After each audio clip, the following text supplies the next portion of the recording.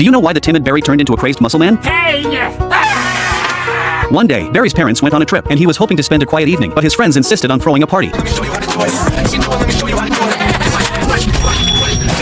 My dad's sneakers! That stereo was his father's most prized possession, and when he saw it damaged, Barry wanted to preserve what little dignity he had left and planned to kill himself before his father beat him to death. Snot stopped Barry and helped him find an identical stereo, and the seller was none other than Roger. Roger had become a bit of an oddball. He was obsessed with stereos and had bought many of them. While testing the sound, Roger kept harassing the boys. When he suddenly plopped himself into the laps of the two boys, they were both terrified and immediately made up an excuse before fleeing in a panic. Before his parents returned, Barry bought an identical stereo from another seller, and his father didn't notice anything amiss. But that night, as he was falling asleep, he had a nightmare in which Roger slit open his stomach with a knife.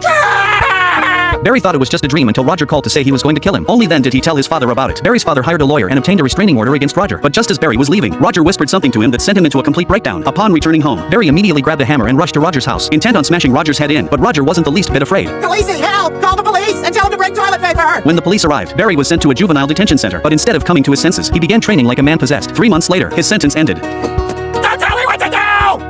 This job's the worst! While Roger was sitting at home watching TV, Barry suddenly smashed through the window and burst in. Barry kidnapped Roger and took him to an abandoned warehouse, where Snot was also being held captive. Immediately afterward, Barry put on his headphones and turned the volume of the speakers all the way up, intending to shatter their eardrums with the deafening noise.